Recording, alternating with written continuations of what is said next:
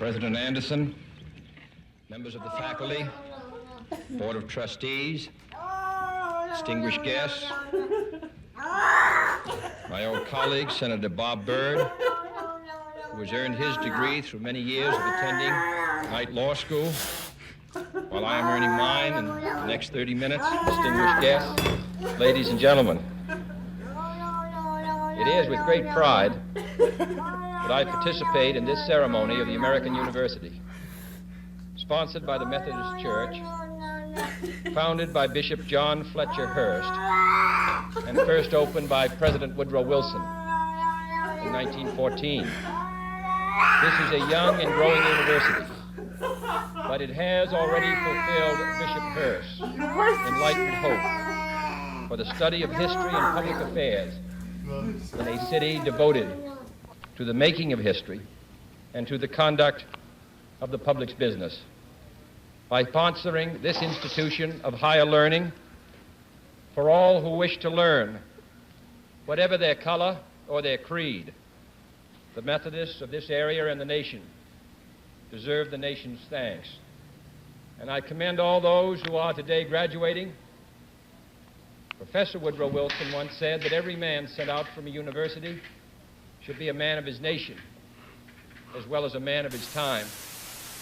And I'm confident that the men and women who carry the honor of graduating from this institution will continue to give from their lives, from their talents, a high measure of public service and public support. There are few earthly things more beautiful than a university. As John Masefield, who is sitting here in this university, and his words are equally true today. He did not refer to towers or to campuses. He admired the splendid beauty of a university because it was, he said, a place where those who hate ignorance may strive to know, where those who perceive truth may strive to make others see. I have therefore chosen this time and place to discuss a topic on which ignorance too often abounds and the truth too rarely perceived, and that is the most important topic on earth, peace. What kind of a peace do I mean, and what kind of a peace do we seek? Not a Pax Americana enforced on the world by American weapons of war, not the peace of the grave or the security of the slave.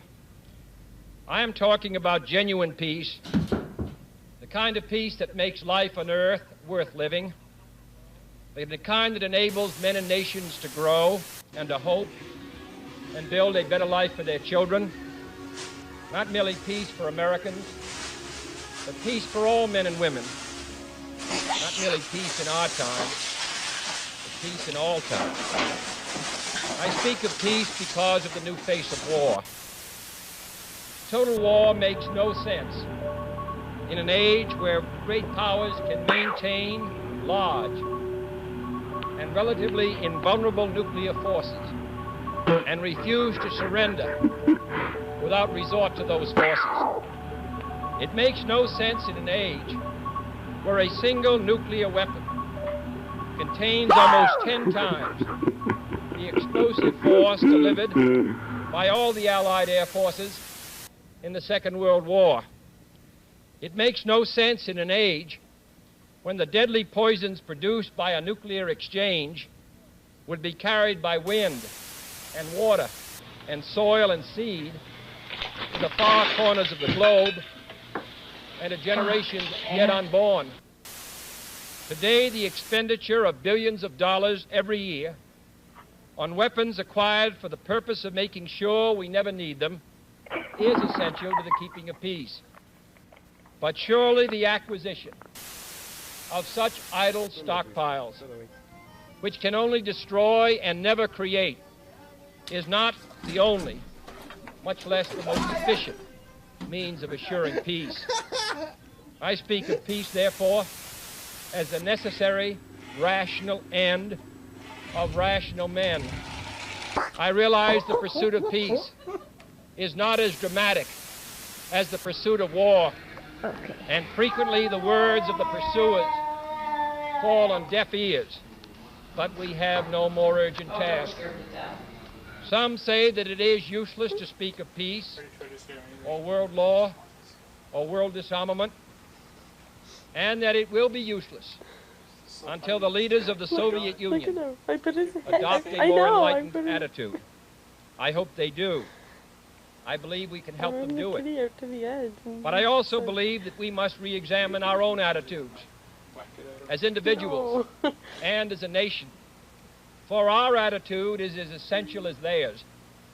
And every graduate of this school, every thoughtful citizen who despairs of war and wishes to bring peace should begin by looking inward, by examining his own attitude towards the possibilities of peace, towards the Soviet Union, towards the course of the Cold War, and towards freedom and peace here at home. First, examine our attitude towards peace itself. Too many of us think it is impossible. Too many think it is unreal. But that is a dangerous, defeatist belief. It leads to the conclusion that war is inevitable, that mankind is doomed, that we are gripped by forces we cannot control. We need not accept that view. Our problems are man-made, therefore they can be solved by man, and man can be as big as he wants. It's a garbage. No problem of human destiny is beyond human beings. Scared of that pussycat. Man's reason and spirit have often solved the seemingly unsolvable, and we believe they can do it again. I am not referring to the absolute, infinite concept of universal peace and goodwill, of which some fantasies and fanatics dream. I do not deny the value of hopes and dreams, but we merely invite discouragement and incredulity by making that our only immediate goal. Let us focus instead on a more practical, more attainable peace, based not on a sudden revolution in human nature, but on a gradual evolution in human institutions, on a series of concrete actions and effective agreements which are in the interests of all concerned. There is no single simple key to this peace, no grand or magic formula to be adopted by one or two powers. Genuine peace must be the product of many nations, the sum of many acts. It must be dynamic, not static, changing to meet the challenge of each new generation. For peace is a process, a way of solving problems. With such a peace, there will still be quarrels and conflicting interests, as there are within families and nations. World peace, like community peace, does not require that each man love his neighbor. It requires only that they live together, mutual tolerance, submitting their disputes to a just and peaceful settlement. And history teaches us that enmities between nations, as between individuals, not last forever. However fixed our likes and dislikes may seem, the tide of time and events will often bring surprising changes in the relations between nations and neighbors. So let us persevere. I want everybody to meet Peace need not be practiced, and war needs not be practiced. By defining our role more clearly, by making it more manageable, we can help all people to feel more hopeful and to move irresistibly towards it. Second, let us re-examine our attitude towards the Soviet Union. It is discouraging to think that their leaders propaganda strike. It is discouraging to see authority in Soviet text and military strategy. It's fine that they get the page cold and incredible claims, such as the allegation that American imperial forces are preparing to unleash different types of war. That there is a very real threat of a competitive war being unleashed by American imperialism against the Soviet Union, and that the political aims, and I quote, of the American imperialists slave economically and politically to European and other capitalist countries, and to achieve world domination by means of aggressive war, unquote. Truly, as it was written long ago, the wicked flee, and no man pursue it.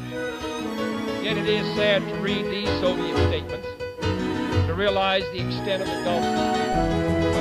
But it is also a warning to the American people not to fall into the same trap as the Soviets, not to see only a distorted and desperate view of the other side, not to see conflict as inevitable, accommodation as impossible, and communication as nothing more than an exchange of threats. No government or social system is so evil that its people must be considered as lacking in virtue. As Americans, we find communism profoundly repugnant as a negation of personal freedom and dignity. But we can still hail the Russian people for their many achievements in science, space, in economic and industrial growth, in culture, in acts of courage. Among the many traits the peoples of our two countries have in common, none is stronger than our mutual abhorrence of war. Almost unique among the major world powers, we have never been at war with each other. And no nation in the history of battle ever suffered more than the Soviet Union in the Second World War. At least 20 million lost their lives. Countless millions of homes and families were burned or sacked. A third of the nation's territory, including 2/3 of its industrial base, was turned into a wasteland, a loss equivalent to the destruction of this country east of Chicago. Today, should total war ever break out again, no matter how, our two countries will be the primary target. It is an ironic but accurate fact that the two strongest powers are the two in the most danger of devastation. All we have built, all we have worked would be destroyed in the first 24 hours. And even in the Cold War, which brings burdens and dangers to so many countries, including this nation's closest allies, our two countries bear the heaviest burdens. For we are both devoted massive sums of money to weapons that could be better devoted to combat ignorance, poverty, and disease. We are both caught up in a vicious and dangerous cycle, with suspicion on one side breeding suspicion on the other, and new weapons begetting counter weapons. In short, both the United States and its allies, and the Soviet Union and its allies, have a mutually deep interest in a just and genuine peace and in holding the arms race. Agreements to this end are in the interests of the Soviet Union as well as ours. And even the most hostile nations can be relied upon to accept and keep those treaty obligations, and only those treaty obligations, which are in their own interest. So let us not be blind to our differences, but let us also direct attention to our common interests and the means by which those differences can be resolved. And if we cannot end now our differences, at least we can help make the world safe for diversity. For in the final analysis, our most basic common link is that we all inhabit this small planet. We all breathe the same air. We all cherish our children's futures, and we are all mortal. Third, let us re-examine our attitude towards the Cold War, remembering we're not engaged in a debate, seeking to pile up debating points. We are not here distributing blame or pointing the finger of judgment.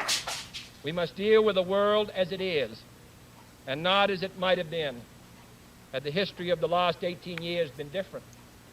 We must therefore persevere in the search for peace, in the hope that constructive changes within the communist bloc might bring within reach solutions which now seem beyond us. We must conduct our affairs in such a way that it becomes in the communist interest to agree on a genuine peace. And above all, while defending our own vital interests, nuclear powers must avert those confrontations which bring an adversary to a choice of either a humiliating retreat or nuclear war. To adopt that kind of course in the nuclear age would be evidence only of the bankruptcy of our policy or of a collective death wish for the world. To secure these ends, America's weapons are non-provocative, carefully controlled, designed to deter, and capable of selective use. Our military forces are committed to peace and disciplined in self-restraint. Our diplomats are instructed to avoid unnecessary irritants and purely rhetorical hostility. For we can seek a relaxation of tensions without relaxing our guard. And for our part, we do not need to use threats to prove we are resolute. We do not need to jam foreign broadcasts out of fear our faith will be eroded. We are unwilling to impose our system on any unwilling people. We are willing and able to engage in peaceful competition. She already cut me a wide Many open. people on earth. Meanwhile, we seek to strengthen the United Nations to help solve its financial problems, make it a more effective instrument for peace, develop it into a genuine world security system, a system capable of resolving disputes on the basis of law, of ensuring the security of the large and the small, Come here. creating conditions under which arms Come here. can be abolished. Come on. Mommy's At the sorry. same It time, was we just seek that to little succeed potato. inside the non-communist world. There are many nations, all of them our friends, Hi, are Kitty. divided over issues which weaken Western Kitty. unity, which invite communist intervention, or which threaten to erupt into war. Our efforts in West Virginia, in the Congo, in the Middle East, and the Indian subcontinent have been persistent and patient, despite criticism from both sides. We have also tried to set an example for others by seeking to adjust small but significant efforts with our own closest neighbor, Mexico. Speaking of other nations, I wish to make one point clear. We are bound to many nations by alliances. These alliances exist because our concerns and theirs substantially overlap. Our commitment to defend Western Europe and West Berlin, for example, stands undiminished because of the identity of our vital interests. The United States will make no deal with the Soviet Union at the expense of other nations and other peoples, not merely because they are our partners, but also because their interests and ours converge. Our interests converge, however, not only in defending the frontiers of freedom, but in pursuing the paths of peace. It is our hope and the purpose of Allied policy to convince the Soviet Union that she too should let each nation choose its own future, so long as that choice does not interfere with the choices of others. The communist drive to impose their political and economic system on others is the primary cause of world tension today. For there can be no doubt that if all nations could refrain from interfering in the self-determination of others, the peace would be much more assured. This will require a new effort to achieve world law, a new context for world discussions. It will require increased understanding between the Soviets and ourselves. An increased understanding will require increased contact and communication.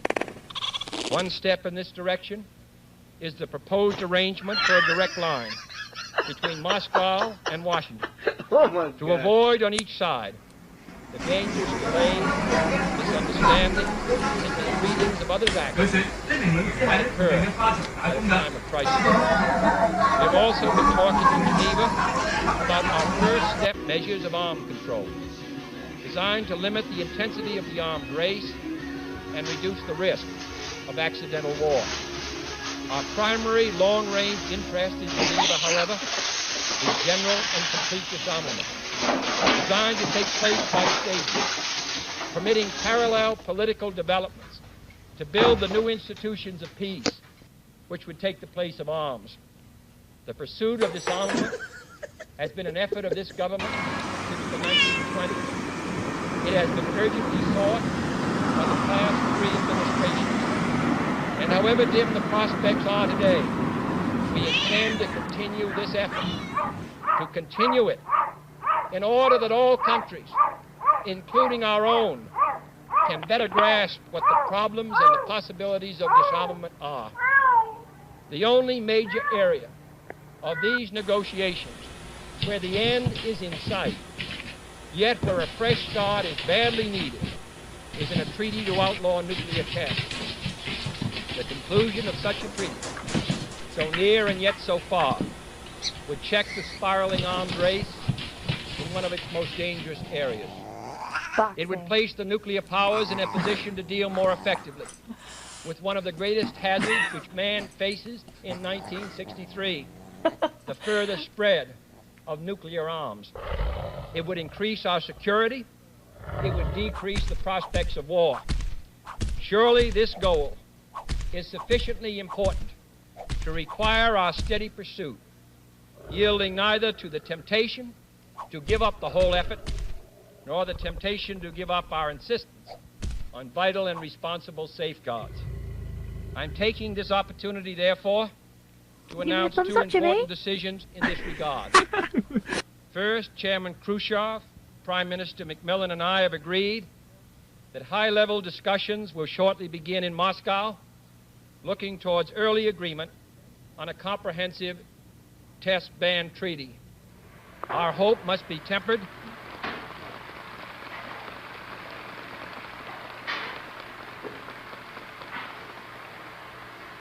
Our hopes must be tempered with the caution of history, but with our hopes go the hopes of all mankind. Second, to make clear our good faith and solemn convictions on this matter, I now declare that the United States does not propose to conduct nuclear tests in the atmosphere so long as other states do not do so. We will not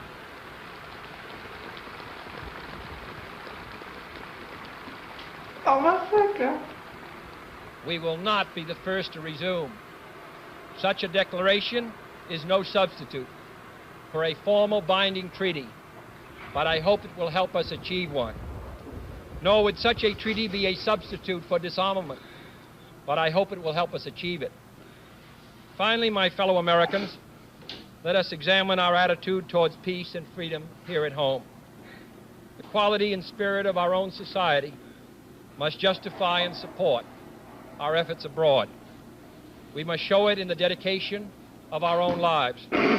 As many of you who are graduating today will have an opportunity to do by serving without pay in the Peace Corps abroad or in the proposed National Service Corps here at home. But wherever we are, we must all, in our daily lives, live up to the age-old faith that peace and freedom walk together. In too many of our cities today, the peace is not secure because freedom is incomplete. It is the responsibility of the executive branch at all levels of government, local, state, and national, to provide and protect that freedom for all of our citizens by all means within our authority. It is the responsibility of the legislative branch at all levels, wherever the authority is not now adequate, to make it adequate. And it is the responsibility of all citizens in all sections of this country to respect the rights of others and respect the law of the land. All this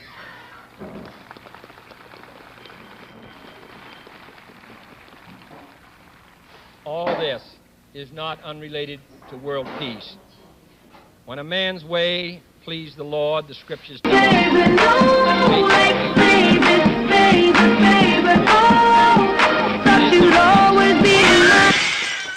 basically a matter of human rights, the right to live out our lives without fear of devastation, the right to breathe air as nature provided it, the right of future generations to a healthy existence. While we proceed to safeguard our national interests, let us also safeguard human interests. And the elimination of war and arms is clearly in the interests of both. No treaty, however much it may be to the advantage of all, however tightly it may be worded, can provide absolute security against the risks of deception and evasion. But it can, if it is sufficiently effective in its enforcement, and it is sufficiently in the interest of its signers, offer far more security and far fewer risks than an unabated, uncontrolled, unpredictable arms race. The United States, as the world knows, will never start a war. We do not want a war. We do not now expect a war.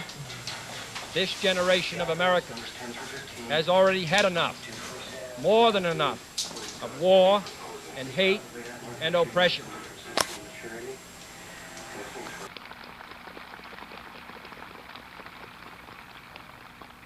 We shall be prepared if others wish it. We shall be alert to try to stop it. But we shall also do our part to build a world of peace where the weak are safe, the strong are just. We are not helpless before that task or hopeless of its success. Confident and unafraid, we must labor on, not towards a strategy of annihilation, but towards a strategy of peace.